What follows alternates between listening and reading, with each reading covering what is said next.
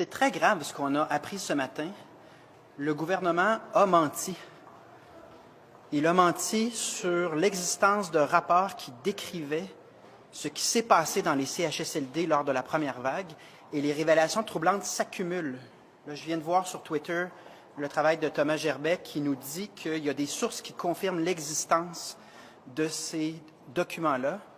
Je rappelle que mentir sur l'existence de documents et détruire de la preuve pour faire de l'obstruction, de l'entrave au travail d'un coroner ou de l'entrave à des poursuites civiles ou des poursuites criminelles qui pourraient découler des faits qui sont en possession du gouvernement, c'est très grave. Et si on prend de recul, là, ça soulève la question de la confiance qu'on peut avoir en ce gouvernement-là. Est-ce que ce gouvernement-là est digne de confiance s'il est prêt à mentir à la coroner puis détruire des documents pour éluder sa responsabilité? Tout ça dans le contexte où la violence avec des armes à feu à Montréal est hors de contrôle. Il y a des bris de services en santé partout à travers le Québec. Il y a un appauvrissement des Québécois en raison de l'inflation. Les places en garderie, c'est toujours pas réglé.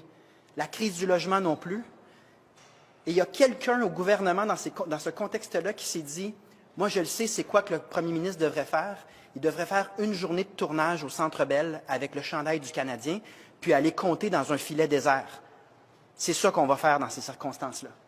Puis on va nommer un ministre des Nordiques au lieu de s'occuper de toutes ces questions-là, dont des questions de confiance, parce qu'il est question de destruction de preuves ici.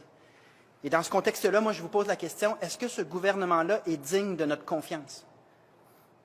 Ou est-ce que ce n'est pas plutôt un gouvernement obsédé par son image, par les sondages et par la manipulation de l'opinion publique?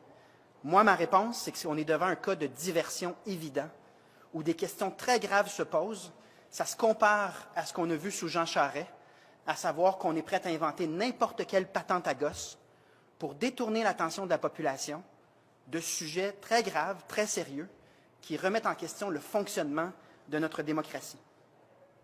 Donc, je réitère la demande du Parti québécois, qui maintenant, depuis presque un an, demande une enquête publique et indépendante, parce que non seulement elle est nécessaire pour les prochaines générations pour comprendre ce qui s'est passé, mais maintenant elle est nécessaire parce que le gouvernement nous cache des choses et vraisemblablement tente de détruire de la preuve, détruire ou éluder, cacher des faits qui sont essentiels à notre compréhension de la première vague et des milliers de décès en CHSLD.